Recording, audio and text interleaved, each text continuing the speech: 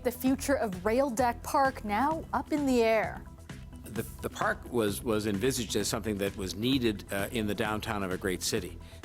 The city's plans for the massive park over a downtown rail corridor is suddenly in jeopardy after a tribunal rules in favor of developers. Plus, I'll get a second vaccine of something.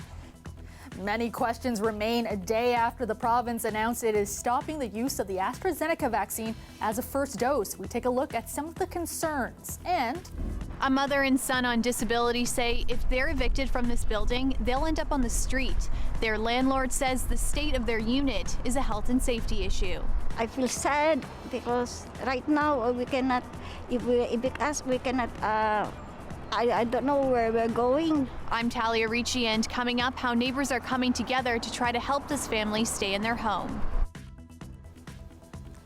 Good evening, I'm Kelda Yoon. The city's plan for a massive downtown park is in jeopardy tonight. Announced almost 5 years ago, Rail Deck Park was to be built above a rail corridor near Front and Bathurst Streets. But today, a provincial tribunal sided with developers, ruling that the city shouldn't have rejected their proposal to build mixed-use towers in the space. Jessica Ng has all the details. I respect the decision today, but I'm deeply disappointed by it. The province siding with developers is the latest wrench in the city's plans for Rail Deck Park.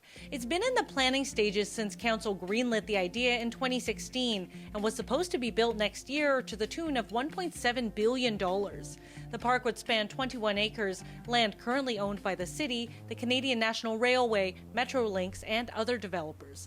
But the heart of the issue, the price tag for the space above it. I can just tell you, without getting into the details of the negotiations that took place, that the prices that were being asked for these air rights were not prices we were prepared to pay at that time. The airspace is owned by a group of developers and architects, spearheaded by Craft Development. It makes up most of the area where the city wants to put the park.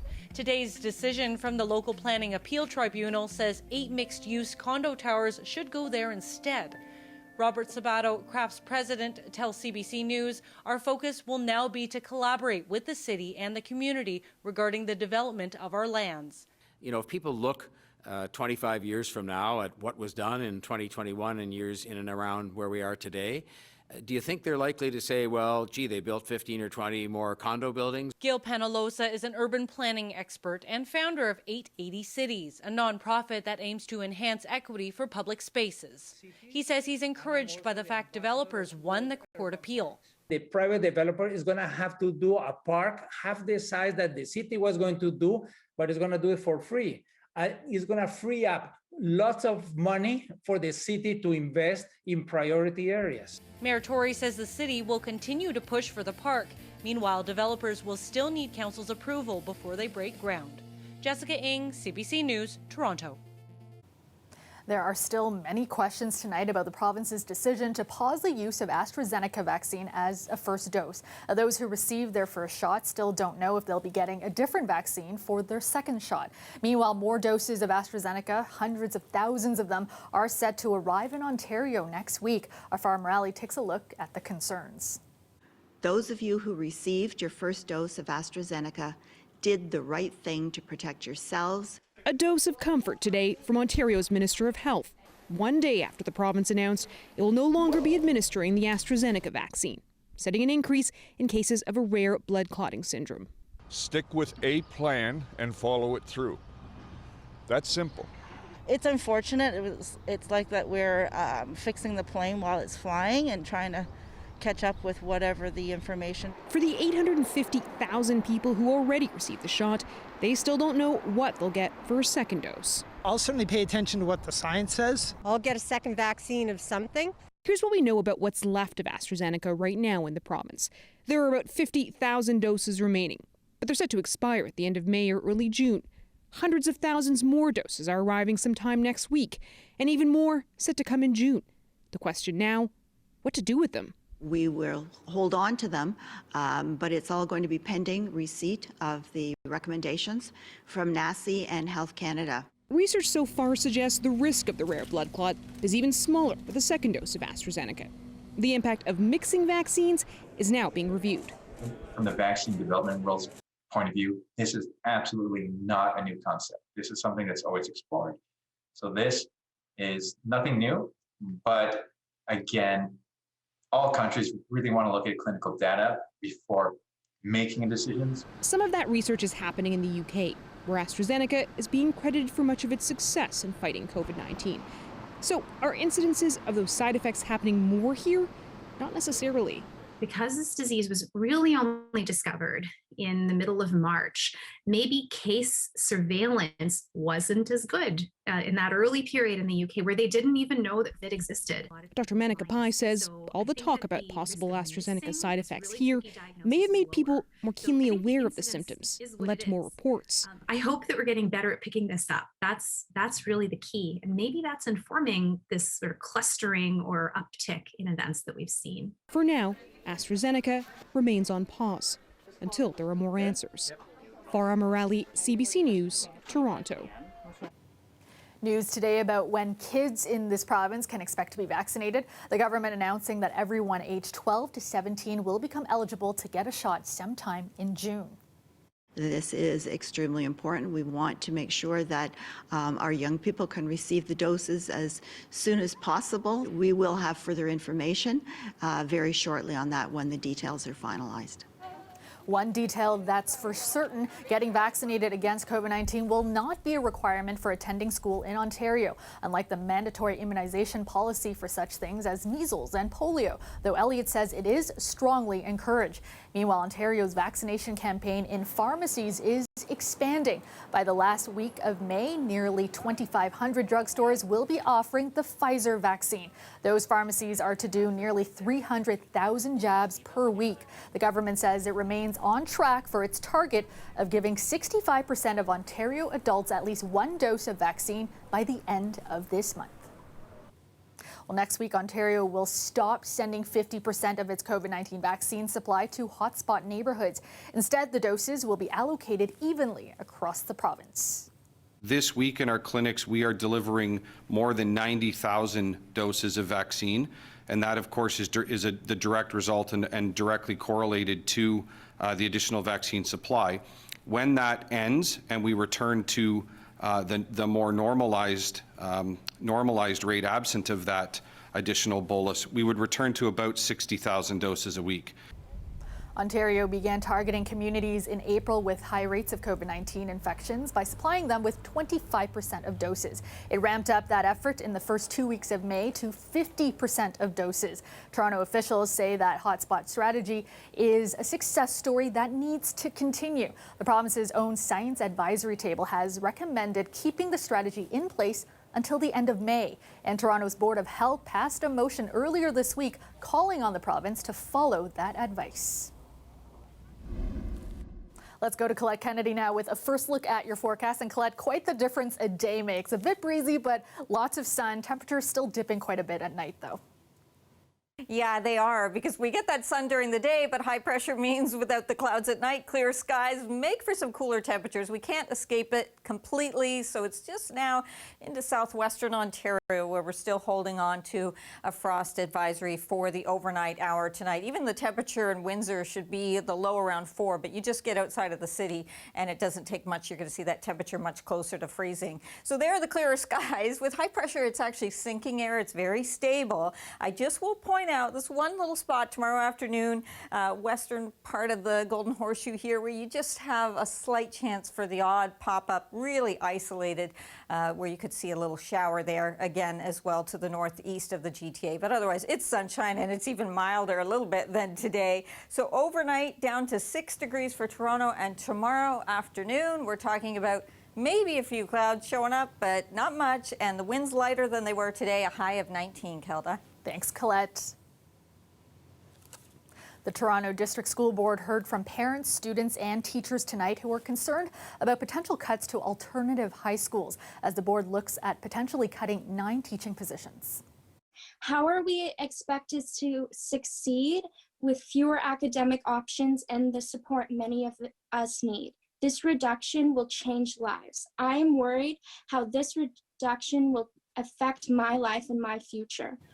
Some students saying they consider alternative schools to be like a lifeline. There are 22 in the city which offer smaller classes with a non-traditional hands-on approach. The TDSB cites a decline in enrollment as a reason for the cuts. An appeal is underway for the Toronto police officer convicted of assaulting Defonte Miller. Lawyers for Constable Michael Theriault are arguing his conviction was unreasonable and should be thrown out. The officer's lawyers are asking for a new trial. Theriault was convicted last June of assaulting Defonte Miller in an incident that took place in Whitby in December of 2016. Miller was left blind in one eye. Should the court uphold Theriault's conviction, his lawyers are also seeking to challenge his 9-month jail sentence. Tomorrow, an appeal by the Crown is set to be heard. Crown lawyers are challenging Theriault's acquittal on the more serious charge of aggravated assault and an obstruction of justice charge. The Crown is also appealing the acquittal of Theriault's brother, Christian. A man wanted in connection with the homicide and high-profile kidnapping has been arrested. 21-year-old Kwame Garwood was wanted for allegedly kidnapping a 23-year-old woman in Brampton back in March. A part of that incident was captured on a cell phone camera. The victim was found safe days later.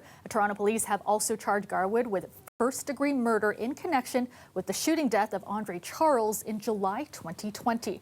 Garwood has been charged with kidnapping, forcible confinement, threatening death, and a slew of other charges in relation to both incidents. He was arrested in Timmins in what Peel police call an unrelated investigation. A group of Parkdale neighbors are banding together to help a woman stay in her apartment that she's lived in for 30 years. Housing advocates say it's another case of a landlord looking to evict someone to increase rent. But the landlord says it's a safety issue. Talia Ricci reports.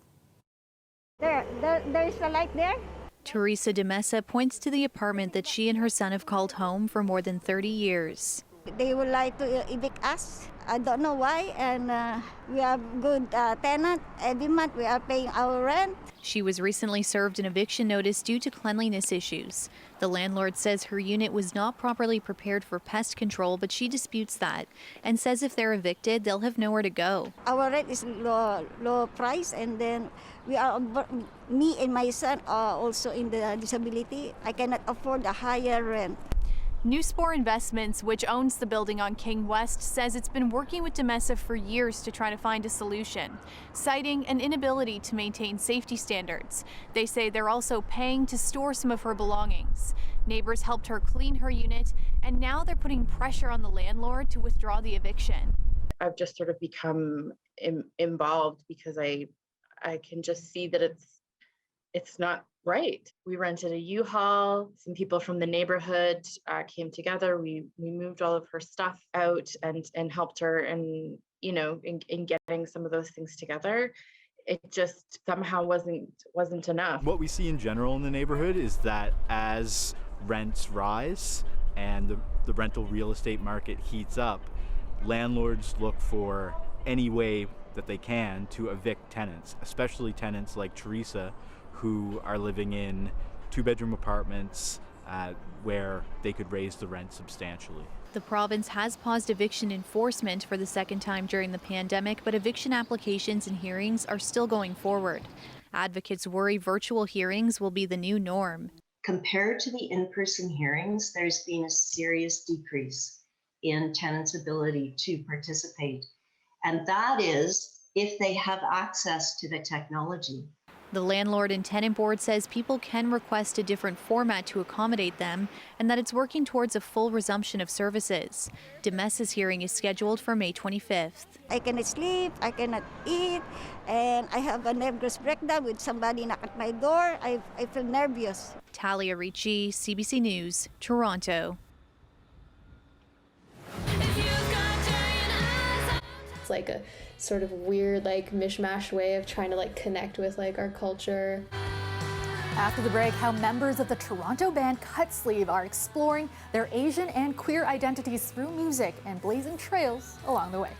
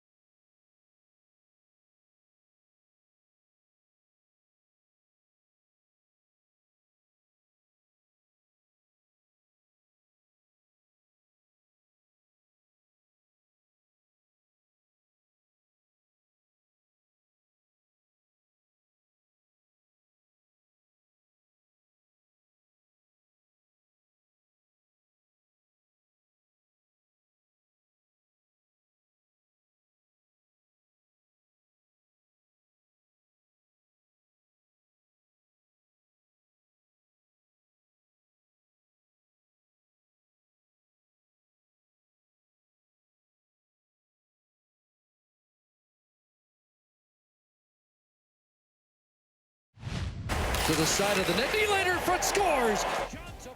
The Leafs in Ottawa tonight taking on the Sens. Skip to the final minutes of the third. Toronto trailing by 1 when Austin Matthews scores his 41st of the season to force this game into overtime. It will last all of 9 seconds. Josh Norris scoring the winner for Ottawa. Senators win it 4-3. First pitch by Jackson to Teoscar Hernandez is launched into the Braves bullpen. Game 2 tonight between the Jays and Braves in Atlanta. The game was tied in the 7th when Teoscar Hernandez hits his first homer of the night. He'd hit another in the 9th to lead the team to a 4-1 win. The Jays will look to sweep the series with Game 3 tomorrow.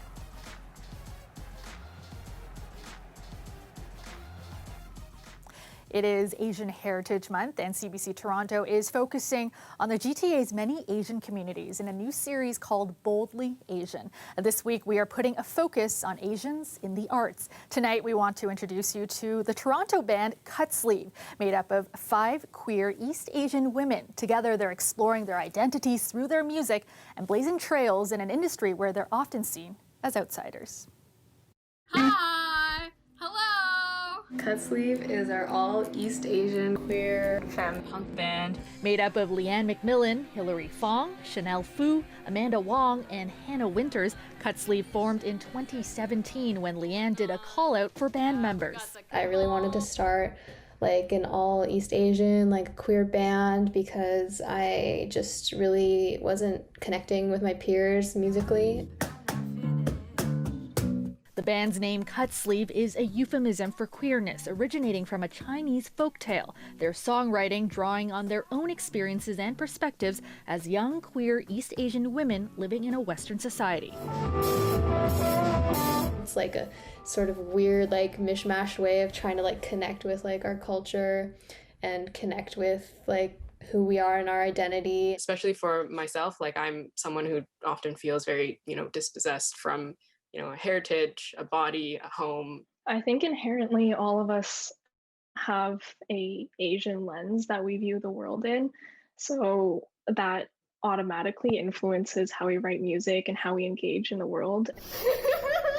Yellow Fever, which talks about the fetishization of Asian women, and it's sort of like a comedic sort of take on it. The doctor diagnosed her with yellow fever. I don't think that can be the cure. Durian Eyes, which is about sort of being in an Asian diaspora and not really knowing where you belong or not even knowing where your home is.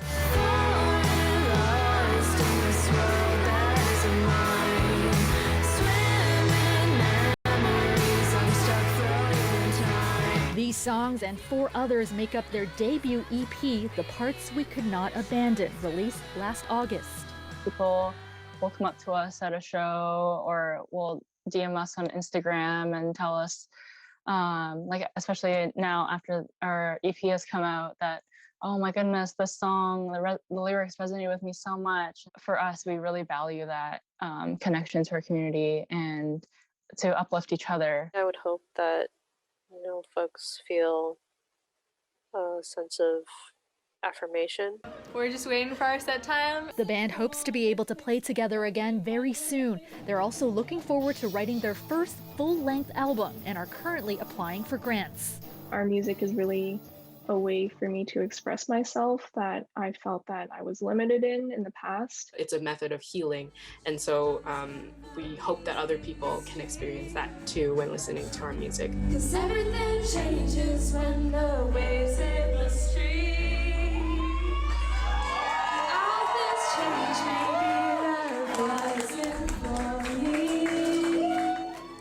Clear skies tonight, remaining clear overnight after a beautiful sunny day, and temperatures still below seasonal, but they are creeping back up. Currently, it's 11 degrees downtown. Let's go back to Colette now. And Colette, it is Hurricane Preparedness Week. Yeah, that's right. It is, Kelda. So the season actually officially starts June 1st, but this is kind of a week to get everybody thinking about it, especially after the very active season we had in 2020. So NOAA's predictions will actually come out next week for the season, but we have a pretty good one from Colorado State University. So for 2021, 17 named storms possible, hurricanes 8, major hurricanes 4. Again, these are just predictions, not necessarily what's going to occur, because take a look at 2020, the actual record-setting year, 30 named storms, 7 of those were major hurricanes, and we know even one of those was a Category 5. So a very intense season we experienced, and lots of destruction as well, of course, from last season. So we'll be watching that carefully. Hey, watching those daytime highs too. How about this? Finally seeing things closer to seasonal. It's still a few degrees below for Windsor for where you should be. So upper teens though, a lot of sunshine, so really pleasant conditions. The winds, okay, they were a little breezy from the northwest. They've already been backing off some, and we'll see that even more through the overnight hours. Tomorrow afternoon, slightest chance for maybe an isolated shower to pop up. Really, there's not much instability there, just a little bit with some of that daytime heating. So most people will be dry and experiencing the sunshine and need the sunglasses and even be thinking about sunscreen as well. Ahead as we go through Friday and even into the beginning of Saturday, yeah, does this pattern continue? I am here to tell you that it does. Overnight tonight, this is a look at your readings. Get outside of the city, and it's a little cooler than that 4 degrees for Windsor. Tomorrow, we should get you there. 20 for the afternoon high, and the Golden Horseshoe, a real range here too with our overnight lows. Again, I'm not saying there couldn't be a little bit of frost as you get away from the lakeshore. It's possible, but no advisories for tonight. Tomorrow, there's a little look at some of that pop up towards the escarpment. We could see a few showers showing up. Otherwise, look at those readings and look at how they continue here. So Friday, 19 degrees, mostly sunny, partly cloudy into Saturday, 19 degrees. 19 really rules through here. We could get to 20 one of these days, but this is how it's really looking. And into Monday, hey, late on Monday into Tuesday, our next best chance of seeing some showers. So in the meantime, Kelda, everybody just enjoy. Absolutely. Thanks, Colette. This weather update is brought to you by Train. For a limited time, take advantage of 36 equal payments and 0% financing. It's hard to stop a train.